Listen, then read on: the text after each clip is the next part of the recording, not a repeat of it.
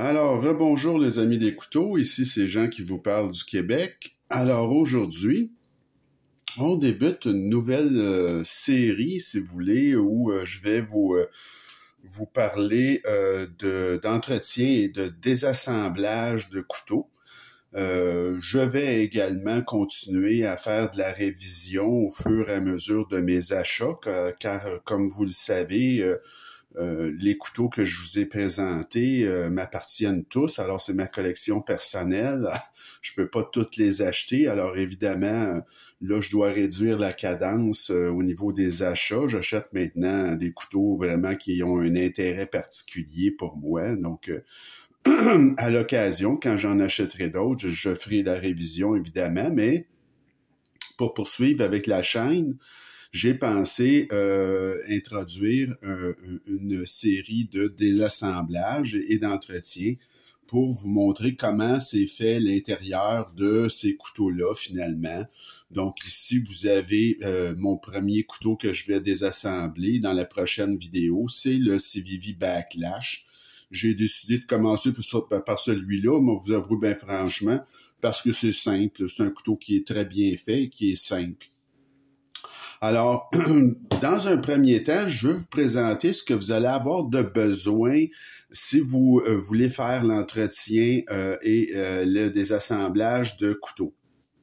Première chose à vous procurer, donc c'est une petite présentation des outils là, que je vous fais. Donc, vous devez absolument acheter cette petite boîte-là qui est de... Tout le monde qui est dans le milieu du couteau connaît ça. Donc, ça, c'est des embouts finalement WIA, donc c'est allemand ça, et c'est très très efficace, c'est très bien fait. C'est toutes ce que je vous présente aujourd'hui, vous pouvez trouver ça sur Amazon. Donc cette petite boîte là, elle est absolument nécessaire parce que tous les couteaux ou presque sont des couteaux qui se défont avec ce qu'on appelle des clés de torque. Donc c'est essentiellement des embouts comme celui-ci. Donc, vous avez ici, ça c'est le T9, mais la plupart des pivots sont sur T8. Alors, vous trouvez un petit manche comme ça. Moi, j'avais ça dans mes outils. Tout le monde a ça. Donc, vous pouvez en acheter un, évidemment, sur Amazon. Et les embouts WIA sont des embouts qui sont vraiment assez gros, donc c'est un quart de pouce. C'est très, très solide et c'est très bien fait. Donc, cette petite boîte-là, la boîte verte, qui contient tout ce que vous avez de besoin comme embout, ça se vend à peu près 30-35 $ sur Amazon. C'est très facile à trouver. Donc, les embouts WIA, fortement recommandés. Vous pouvez également avoir d'autres petits outils. C'est toujours bon d'en avoir plusieurs. Vous voyez, celui-là ici, c'est un petit tournevis de la marque Kershaw. Et ça a l'avantage, donc les petits embouts sont à l'intérieur, mais ce n'est pas des embouts qui sont de la même qualité que les embouts WIA. Donc, mais ça peut faire la job, là, ça peut faire l'affaire, surtout comme... si vous voulez, comme deuxième tournevis. Donc, c'est très correct et ça a l'avantage d'être très compact. Donc, tout tient dans ce petit machin et ça coûte environ une trentaine de $. Donc, vous mettez l'embout en avant. Et comme je vous dis, même si ce n'est pas de la même qualité que les embouts WIA, ça fait quand même l'ouvrage. Alors, vous avez également des tournevis de plus grande qualité. Alors ça, c'est si le cœur vous en dit, évidemment. Moi, j'ai décidé de faire l'achat, de me gâter un peu. Alors ça, c'est des tournevis, c'est des bit drivers, comme on dit en anglais, alors de grande qualité. Alors ça, c'est la compagnie Scout Letter qui vend ça. J'ai payé ça, moi, pour deux comme ça, environ 120 $ et ça vient avec les embouts WIA. Donc, Scout Letter, c'est des tournevis qui sont évidemment sur roulement à billes. Et c'est l'avantage, bien évidemment, c'est que vous avez toujours besoin d'habitude d'un embout T8 pour le pivot et T6 pour le restant de la quincaillerie sur le couteau. Donc, avec 2 tournevis, vous n'avez pas toujours à interchanger et évidemment, ça tient debout. Alors, c'est très, très commode et ça travaille très, très bien. C'est quelque chose qui va vous durer la vie, là, on s'entend. Alors, moi, j'ai décidé de faire cet achat-là, mais c'est absolument pas nécessaire. Vous pouvez également vous procurer des ce qu'on appelle des kits. Donc, ça, c'est des c'est des choses qui sont en vente sur Amazon. Écoutez, vous avez à peu près 250 pièces là-dedans, mais il faut savoir que c'est des tournevis qui ne sont pas de grande qualité. Mais comme si vous voulez, si vous avez besoin de pièces de rechange, regardez-moi ça, ça coûte à peu près 30 $. Donc, c'est très, très bon marché. Ça vaut, c'est pas, je vous le recommanderais pas comme pièce principale, mais vous voyez, il y a 110 pièces là, dans ça et la marque Epson. Donc, ça, c'est pas de la grande qualité, mais ça dépanne beaucoup. Et c'est quelque chose que vous pouvez procurer très facilement sur Amazon. Comme je vous dis, pour un kit de dépannage, c'est très bien. Alors, moi, j'en ai acheté un. Vous devez également vous procurer ceci. Alors, ça, c'est de l'alcool à 99%. Vous pouvez trouver ça dans une pharmacie proche de chez vous. Ça coûte rien. 2-3 $, puis vous en avez pour la vie. C'est pratiquement impossible de passer à travers la bouteille. Donc ça, c'est tout simplement pour nettoyer une fois qu'on défait le couteau. Donc vous prenez un Scott Towel qu'on appelle, là, une petite lingette, et vous mettez cet alcool-là. Et à ce moment-là, c'est excellent pour nettoyer le couteau. Les huiles maintenant. Alors l'huile, moi, c'est sûr que vous allez voir sur différents sites des réviseurs qui parlent de nano oil ou d'autres types d'huile.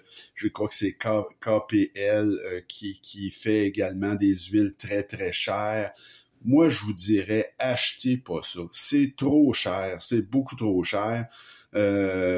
Donc, vous avez la nano oil, c'est pas achetable. Donc, moi, j'ai acheté ça sur Amazon, encore une fois, la zéro friction. C'est très, très bien. Et vous voyez, je m'en suis servi quand même pas mal et il m'en reste encore la moitié de la bouteille. Et ça vient avec une petite aiguille. Donc, c'est très, très correct. Ça coûte à peu près 25 $. Contrairement à si vous achetez de la nano oil, vous pouvez payer 100 $ facilement. Donc, c'est vraiment pas nécessaire, là. Ça, c'est amplement suffisant. Disponible sur Amazon pour à peu près 20 $, 25 $. Ensuite, c'est sûr que là, à partir de là, vous avez également, comme vous voyez, là, tout ça repose sur une planche de découpe qu'on appelle. Donc, c'est un matériau. D'habitude, c'est noir. Il y en a différentes couleurs. C'est chiffré, donc c'est pour prendre les mesures. Et c'est un matériau qui est très pratique. Je vous le recommande fortement. Ça aussi, ça coûte 25-30 $. Prenez-le assez grand. Donc, vous êtes à l'aise quand vous travaillez là-dessus. Vous pouvez couper avec le couteau. Il n'y a pas de... C'est à peu près... C'est impossible de détruire ce matériau-là. Et c'est très facile à nettoyer. Donc, c'est une très belle surface de travail. Donc, je vous recommande de vous acheter un tapis comme ça là, pour faire vos désassemblages. Par la suite, bien évidemment, vous avez des achats facultatifs comme une petite balance ici électronique que j'ai payé à peu près 25 $ sur Amazon ou encore peut-être davantage ce genre de petit outil-là qui vous sert à mesurer, si vous voulez, l'épaisseur de lame, l'épaisseur de manche. C'est un petit outil qui est très pratique, là, qui coûte ça aussi à peu près 20-25 $ sur Amazon. Et une fois que vous allez avoir ces choses-là, vous êtes prête à procéder pour faire l'entretien et le désassemblage de vos couteaux. Vous n'avez pas vraiment besoin d'autre chose. Comme je vous dis, la pièce principale, c'est vraiment les embouts WIA avec un manche assez solide, là. Puis, il est fortement recommandé aussi d'avoir un kit numéro 2, hein, je veux dire, d'avoir un backup, parce que des fois, très rarement, ça peut arriver que vous avez besoin de 2 tournevis pour défaire le pivot. Vous avez également, dernier item, je m'en sers pas beaucoup, mais disons que ça coûte pas cher, puis c'est très recommandable. Ça aussi, ça dure une éternité. Donc, c'est ce qu'on appelle du Loctite. Alors, c'est le bleu, hein, vous prenez jamais le rouge, le Loctite bleu. Alors, c'est un matériau qui sent pas très bon, d'ailleurs, je vais vous montrer. Ici, moi, je l'aime comme ça, en tube, là, c'est comme solide. Vous trempez, vous faites juste en mettre un petit peu sur la vis de pivot. Vous voulez le mettre sur d'autres vis aussi, là, les vis secondaires, mais c'est surtout pour le pivot. Et ce que ça va faire, ça, c'est que ça va, quand vous avez trouvé l'ajustement parfait, une fois que vous remontez votre couteau, là, ça va tenir en place. Vous ne touchez plus, vous mettez un peu de ce truc vert, de ce truc bleu-là sur la vis et vous vissez avec la tension désirée. Et vous n'y touchez plus durant 24 heures. Et ça va faire en sorte que plus jamais votre pivot va se dévisser tout seul à l'usage. Il va toujours rester à cette position-là que vous avez jugée comme étant idéale. Donc, c'est le bleu, si jamais vous voulez le défaire, ouvrir votre couteau, c'est assez facile de le casser, avec votre tournevis, vous forcez un petit peu, tac, et vous allez l'enlever. Tandis que le rouge, c'est permanent, ça devient très dangereux pour chipper, comme on dit, là, la vis de pivot.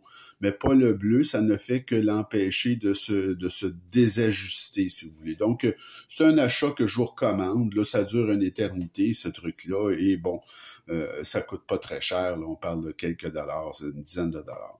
Ça aussi, c'est en vente sur Amazon. Donc, ça fait le tour pas mal de mes outils que j'avais à vous présenter pour que vous soyez fin prêt pour passer au désassemblage et à l'entretien.